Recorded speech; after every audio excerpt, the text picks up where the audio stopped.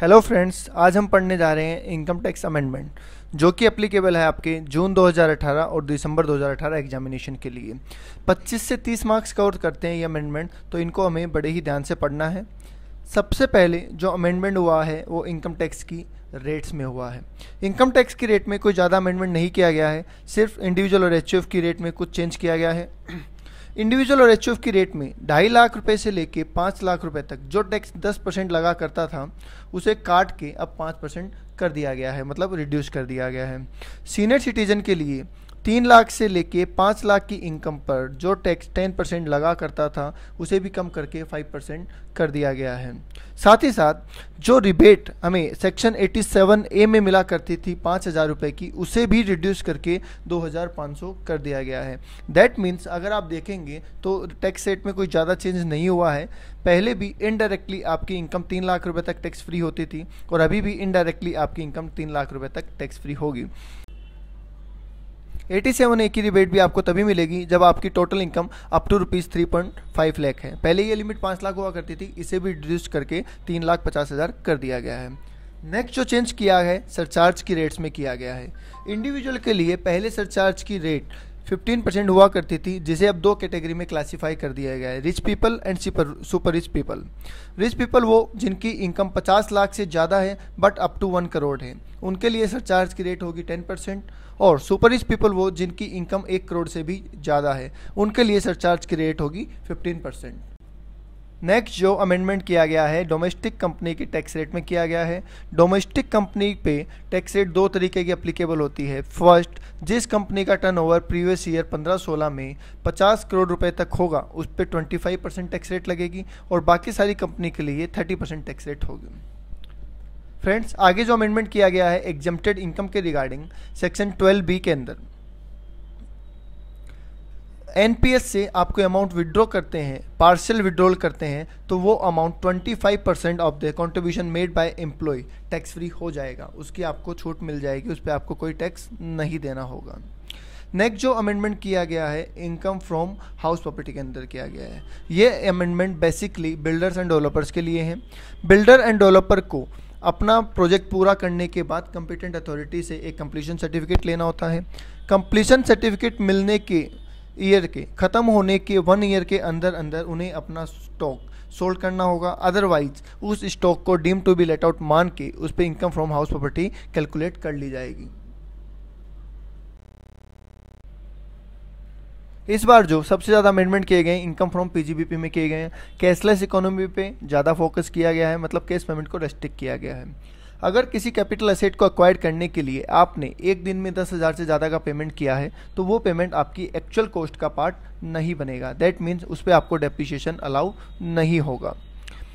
दूसरा जो अमेंडमेंट किया गया पीजीबीपी के अंदर डेप्रिसिएशन की रेट को रेस्ट्रिक्ट कर दिया गया है 40%। दैट मीन्स मैक्सिमम जो डेप्रिसिएशन की रेट होगी वो 40% हो सकती है, उससे ज़्यादा नहीं हो सकती है।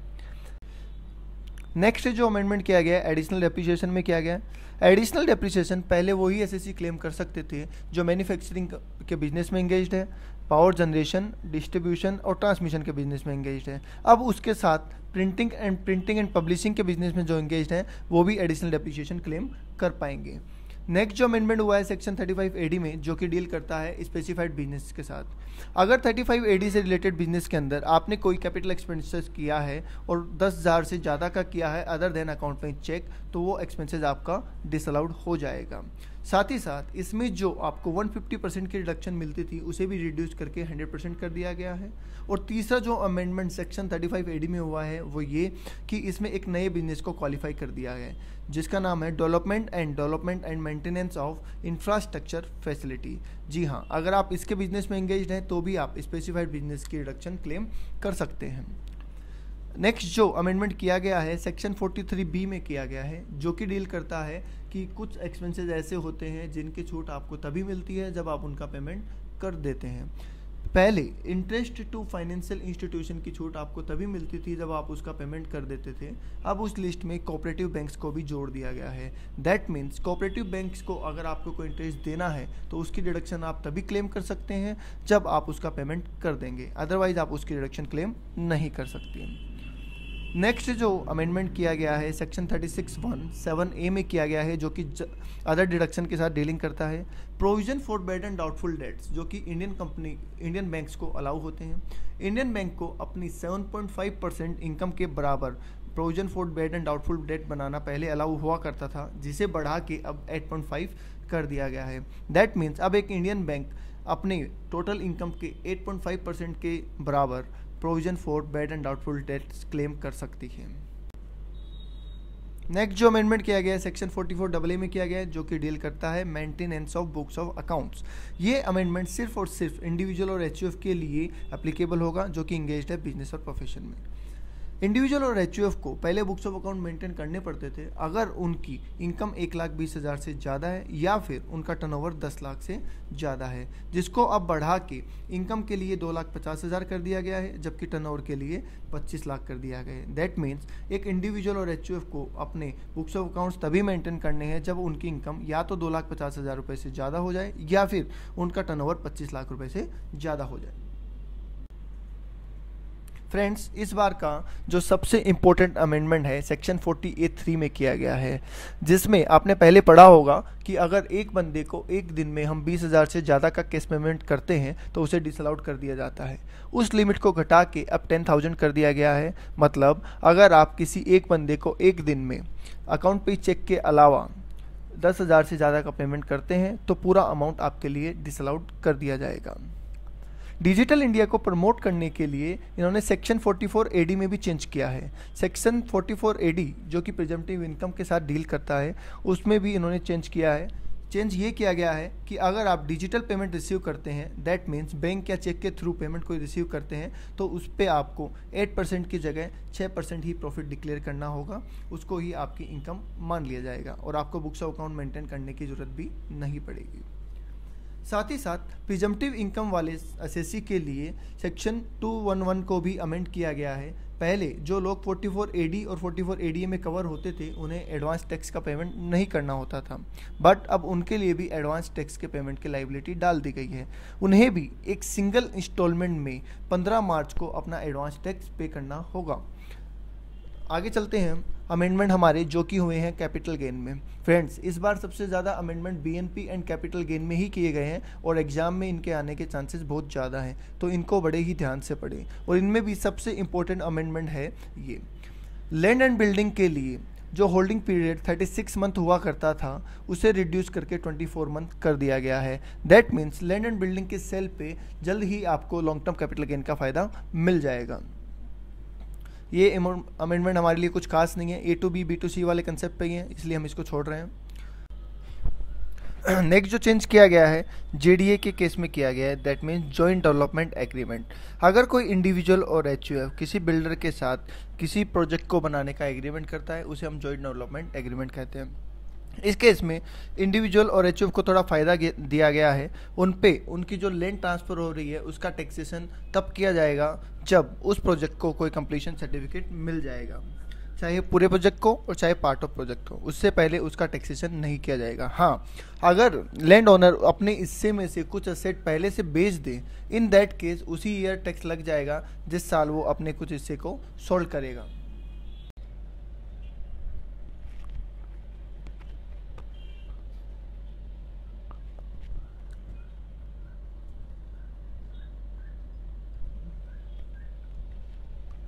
नेक्स्ट जो चेंज किया गया है एग्जम्पशंस के अंदर सेक्शन 1037A इंसर्ट किया गया है, जो कि डील करता है आंध्र प्रदेश के साथ। आंध्र प्रदेश और तेलंगाना के पार्टीशन के बाद आंध्र प्रदेश की जो कैपिटल थी हैदराबाद, वो तेलंगाना के अंदर चला गया, जिसके लिए आंध्र प्रदेश को नई कैपिटल बनानी पड़ी। आंध्र प्रदेश ने अपनी नई कैपिटल अमरावती को बनाया और वहाँ पे लैंड एक्वायर करने के लिए एक स्कीम चलाई जिसे हम लैंड पूलिंग स्कीम के नाम से जानते हैं। ये स्कीम उन लोगों के लिए है, इंडिविजुअल और HUF के लिए, जिनके पास 2 जून 2014 को कोई लैंड एंड बिल्डिंग थी। उस लैंड को गवर्नमेंट ने एक्वायर कर लिया और उसे नई लैंड लेने के लिए एक सर्टिफिकेट इशू कर दिया। अगर इंडिविजुअल और HUF उस लैंड के बदले कैश रिसीव करते हैं तो उस पर कोई टैक्स नहीं लगेगा। अगर सर्टिफिकेट लेने के बाद उस सर्टिफिकेट को सोल्ड कर देते हैं तो उस पर भी कोई टैक्स नहीं लगेगा। और यहाँ तक अगर उन्हें नई ज़मीन अलॉट हो जाती है और उसे भी वो अलॉटमेंट होने के ईयर के एंड होने से 2 साल के अंदर अंदर ट्रांसफ़र कर देते हैं तो उस पर भी उन पर कोई टैक्स नहीं लगेगा। दैट मीन्स 2 साल तक उन्हें बिल्कुल टैक्स फ्री कर दिया गया है इस लैंड के रिगार्डिंग। नेक्स्ट जो अमेंडमेंट हुआ है सेक्शन 1038 में हुआ है, जो कि पहले भी था। सेक्शन 1038 पहले डील करता था long term capital gain arising on transfer of shares through recognised stock exchange on which STT paid. मतलब अगर आपने लॉन्ग टर्म कैपिटल गेन कमाया है शेयर्स को बेच के और बेचते टाइम पे शेयर्स पे एसटीटी पे किया है तो आपको कोई टैक्स नहीं देना होता था। उसमें चेंज ये किया गया है कि अब आपको सिर्फ बेचते वक्त ही नहीं, शेयर्स को खरीदते वक्त भी उस पर एसटीटी पे करना ज़रूरी है, तभी आप सेक्शन 1038 का फ़ायदा उठा पाएंगे, अन्यथा आप 1038 का फ़ायदा नहीं उठा पाएंगे। हाँ, इसके कुछ एक्सेप्शंस हैं। अगर आपने शेयर्स 1 अक्टूबर 2004 से पहले एक्वायर किए हैं तो आपको एसटीटी पे करने की ज़रूरत नहीं है, क्योंकि एसटीटी उस टाइम पे एप्लीकेबल नहीं हुआ करता था। नेक्स्ट जो अमेंडमेंट है ये कुछ इंपॉर्टेंट नहीं है, इसलिए हम इसको छोड़ देते हैं। नेक्स्ट जो अमेंडमेंट किया गया है सेक्शन 54 ईसी में किया गया है। सेक्शन 54 ईसी आपको बताता है कि अगर आप किसी लॉन्ग टर्म असेट को बेच के उससे होने वाले कैपिटल गेन से बॉन्ड एक्वायर कर लेते हैं NHAI national highway authority of India और रूरल इलेक्ट्रिफिकेशन कॉरपोरेशन लिमिटेड के विदिन 6 मंथ्स, तो आपको रिडक्शन मिल जाती है। इसके अंदर 2 असेट और जोड़ दी गई है। इस बार इसमें 2 तरीके के बॉन्ड और ऐड किए गए हैं, जिसमें पहला है power finance corporation limited and दूसरा है Indian railway finance corporation. That means अगर आप लॉन्ग टर्म असेट बेचने के बाद NHAI, RECL, PFCL and IRFC के बॉन्ड परचेज करते हैं विद इन 6 मंथ्स, तो आप सेक्शन 54 EC में एग्जम्पशन क्लेम कर सकते हैं।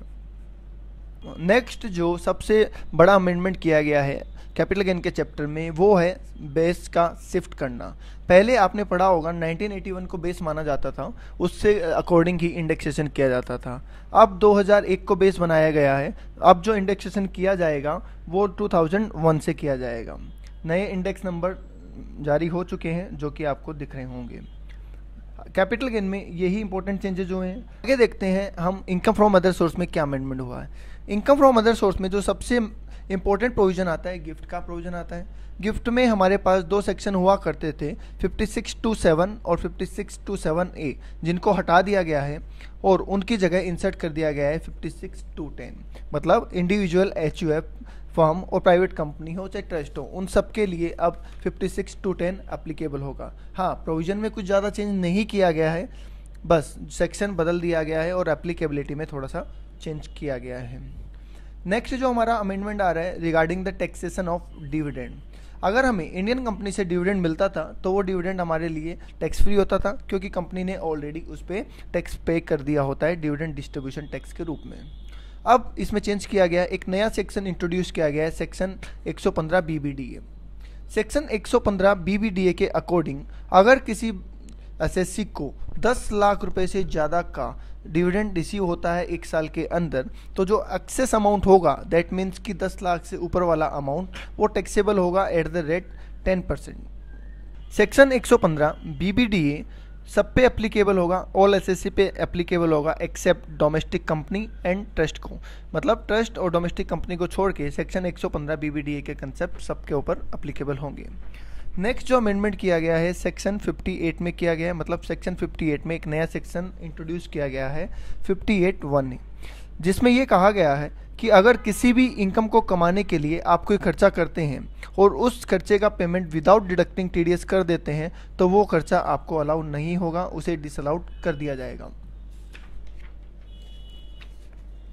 आगे देखते हैं नेक्स्ट जो अमेंडमेंट हमारा हुआ है carry forward and set of losses के चैप्टर में हुआ है। इसमें हाउस प्रॉपर्टी का जब हम इंटर हेड एडजस्टमेंट कर रहे होते हैं, दूसरे हेड से हाउस प्रॉपर्टी के लॉस को सेट ऑफ कर रहे होते हैं, इन दैट केस आप मैक्सिमम 2 लाख रुपए का लॉस ही दूसरे हेड से सेट ऑफ कर पाओगे। दैट मीन्स हाउस प्रॉपर्टी का जो लॉस होगा वो ज़्यादा से ज़्यादा 2 लाख रुपए का ही सेट ऑफ हो पाएगा किसी और हेड से। हाँ, सेम हेड से आप कितना भी लॉस सेट ऑफ कर सकते हैं, उसके कोई रेस्ट्रिक्शन नहीं है। ये कोई इंपॉर्टेंट नहीं है, इसलिए हम इसको छोड़ के चल रहे हैं, आप एक बार देख सकते हैं इसको। नेक्स्ट जो अमेंडमेंट हुआ है सेक्शन 80CC-D, जो कि हमारा डिडक्शन के साथ डील करता है। पेमेंट बेस्ड डिडक्शन के अंदर कवर होता है अगर कोई सेल्फ एम्प्लॉयड पर्सन 80CC-D में अपना कंट्रीब्यूशन करता है तो उसे एक्चुअल अमाउंट और 20% of GTI which ever is less का डिडक्शन मिल जाएगा। पहले ये अमाउंट 10% ऑफ GTI हुआ करता था, जिसे अब बढ़ा के 20% ऑफ GTI कर दिया गया है। डिडक्शन में नेक्स्ट जो चेंज हुआ है 80CC-G, उसको अब बंद कर दिया गया है। जी हाँ, 80CC-G में आपको जो डिडक्शन मिलती थी उसे अब हटा दिया गया है। अब अगर 2017-18 के अंदर आप 80CC-G के अंदर कंट्रीब्यूशन करना चाहते हैं तो आपको उसकी डिडक्शन नहीं मिलेगी। बट जिन लोगों ने 16-17 और 15-16 के अंदर इस डिडक्शन को क्लेम किया था, उन्हें अभी भी 3 साल के लिए ये डिडक्शन मिलती रहेगी। नेक्स्ट जो अमेंडमेंट हुआ है 80G में हुआ है। 80G में भी कैशलेस इकोनॉमी पे जोर दिया गया है और कैश डोनेशन को रेस्ट्रिक्ट किया गया है।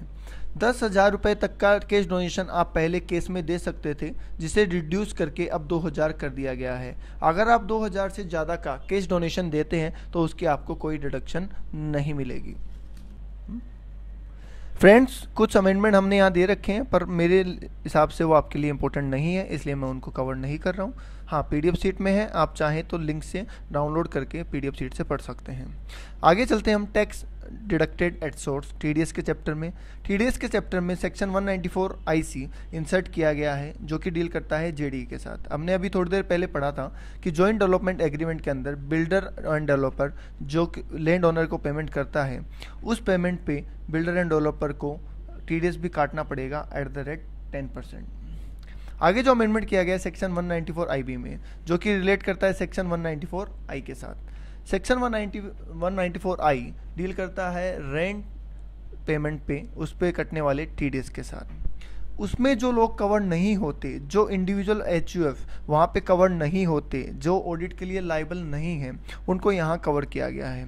दैट मीन्स वो इंडिविजुअल और HUF जो ऑडिट के लिए लाइबल नहीं है और फिर भी अगर वो रेंट पे कर रहे हैं 50,000 पर मंथ या उससे ज़्यादा, तो उन्हें इस सेक्शन के अंदर TDS काटना होगा @5%।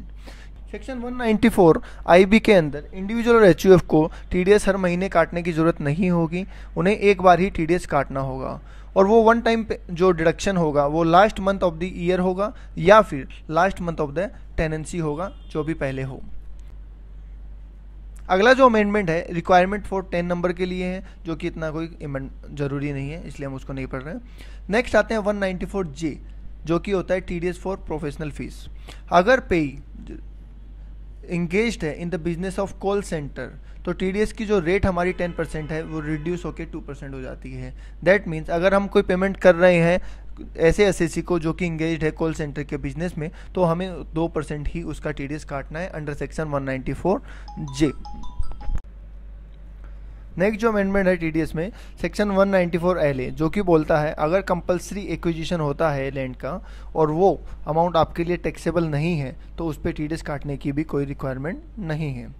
लास्ट पॉइंट हमारा आ रहा है TDS और TCS के चैप्टर में कि ज्वेलरी एंड बुलियन पे कोई TCS काटने की ज़रूरत नहीं है, क्योंकि जब नया सेक्शन इंट्रोड्यूस किया गया है 269S एंड 271D, जिसके रिगार्डिंग 2 लाख से ज़्यादा का कैश पेमेंट आप किसी से रिसीव ही नहीं कर सकते, तो ज्वेलरी और बुलियन पे TCS लगने का कोई सवाल ही पैदा नहीं होता है। नेक्स्ट जो हमारे अमेंडमेंट आ रहे हैं असेसमेंट प्रोसीजर के रिगार्डिंग।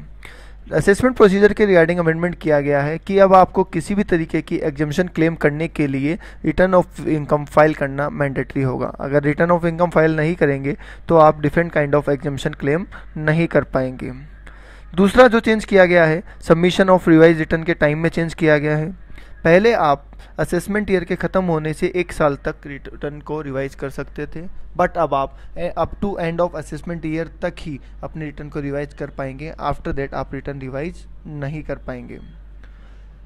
सबसे इंपॉर्टेंट जो चेंज किया गया है वो है fees for delay filing of return. Section 234F insert किया गया है। अगर आप अपनी रिटर्न लेट फाइल करते हैं, इन दैट केस आपको फीस पे करनी पड़ेगी। इसमें 2 स्लैब बनाई गई है। अगर आप अपनी रिटर्न ड्यू डेट से लेके 31 दिसंबर तक फाइल कर देते हैं तो आपको 5,000 रुपये की पेनल्टी फीस के रूप में पे करनी पड़ेगी। और अगर आप 31 दिसंबर के बाद पर 31 मार्च से पहले अपनी रिटर्न फाइल करते हैं तो आपको 10,000 रुपये की पेनल्टी भरनी पड़ेगी। बट इसमें छोटे एसएससी को फ़ायदा पहुंचाने के लिए एक छोटी लिमिट डाली गई है। जिन लोगों की इनकम 5 लाख से ज़्यादा नहीं है उनके लिए मैक्सिमम लेट फीस 1,000 रुपये हो सकती है। आगे जो चेंज आ रहा है सेक्शन 153 में आ रहा है। सेक्शन 153 डील करता है time limit for completion of assessment. 143(3) जो कि डील करता है स्क्रूटनी असेसमेंट, और 144 जो कि डील करता है बेस्ड जजमेंट असेसमेंट के साथ। इनको कंप्लीट करने के लिए पहले टाइम लिमिट 21 मंथ हुआ करती थी from the end of assessment year, जिसे रिड्यूस करके अब 18 मंथ कर दिया गया है। दैट मीन्स स्क्रूटनी असेसमेंट और बेस्ड जजमेंट असेसमेंट को असेसमेंट ईयर के ख़त्म होने से 18 महीने के अंदर अंदर कंप्लीट करना होगा। सेक्शन 153A डील करता है सर्च केसेस के साथ। जब किसी के यहाँ सर्च होती है तो उसके current year and last 6 years की प्रोसीडिंग एक साथ की जाती है। उस केस में अब अगर असेसिंग ऑफिसर को विश्वास है कि असेसी ने कम से कम 50 लाख रुपए और 50 लाख या उससे ज़्यादा की इनकम छुपाई है तो वो पिछले 10 साल का भी उसका ब्लॉक असेसमेंट कर सकता है। आगे हम बात करते हैं, एक नया सेक्शन इंट्रोड्यूस किया गया है सेक्शन 139AA, जो कि बात करता है कोटिंग ऑफ आधार नंबर। मतलब आपको अपने आधार नंबर को अपने इनकम टैक्स की साइट से लिंक करना पड़ेगा। हमारे लिए ज़्यादा इंपॉर्टेंट नहीं है तो हम आगे चलते हैं। आगे नया सेक्शन इंट्रोड्यूस किया गया है section 269ST and section 271DA, जो कि रेस्ट्रिक्ट करते हैं कैश पेमेंट को। अगर आप किसी एक बंदे को एक दिन में एक ट्रांजेक्शन के लिए या फिर एक इवेंट के लिए 2 लाख से ज़्यादा का पेमेंट रिसीव करते हैं, इन दैट केस आपके उतने ही अमाउंट की पेनल्टी लगाई जा सकती है। मतलब अगर आप 2 लाख से ज़्यादा का कैश पेमेंट अगर किसी से रिसीव करेंगे, इन दैट केस आपको इक्वल अमाउंट की पेनल्टी पे करनी पड़ सकती है अंडर सेक्शन 269ST। हाँ, ये रेस्ट्रिक्शन कुछ लोगों पे एप्लीकेबल नहीं है। दैट मीन्स गवर्नमेंट किसी से कितना भी पैसा रिसीव कर सकती है, बैंक्स कर सकते हैं, और कुछ लोग और हैं जो कि किसी से कितना भी पैसा रिसीव कर सकते हैं, उन पे कोई रेस्ट्रिक्शन नहीं लगाई गई है। सेक्शन 271DA डील करता है 269ST की पेनल्टी के लिए। मतलब 269ST रेस्ट्रिक्ट करता है और 271DA पेनल्टी इम्पोज करता है इक्वल अमाउंट के लिए। आगे हम चल रहे हैं असेसमेंट ऑफ ट्रस्ट के अंदर। असेसमेंट ऑफ ट्रस्ट के अंदर 3 मेजर चेंजेस किए गए हैं। सबसे पहला चेंज जो किया गया है वो किया गया है टैक्स प्लानिंग को रोकने के लिए। अगर कोई एक ट्रस्ट किसी दूसरे ट्रस्ट को कोई डोनेशन करता था तो उसे डोनेट करने वाले ट्रस्ट के लिए एप्लीकेशन ऑफ मनी मान लिया जाता था और रिसीव करने वाले ट्रस्ट के लिए इनकम मान लिया जाता था। बट अब अगर कोई ट्रस्ट किसी और ट्रस्ट को कॉर्पस फंड के नाम से कोई अमाउंट डोनेट करता है तो डोनेट करने वाले ट्रस्ट के लिए उसे एप्लीकेशन ऑफ मनी नहीं माना जाएगा। दैट मीन उसके लिए वो अमाउंट टैक्स फ्री नहीं होगा। हालांकि पाने वाले ट्रस्ट के लिए वो कॉर्पस फंड माना जाएगा और उसे किसी तरीके का कोई टैक्स नहीं देना पड़ेगा। तो इसमें एक बड़ी टैक्स प्लानिंग को रोका गया है जो कि 2 ट्रस्ट मिलकर आपस में कर रहे थे। नेक्स्ट जो अमेंडमेंट हुआ है ट्रस्ट के रिगार्डिंग सेक्शन 12AB में हुआ है।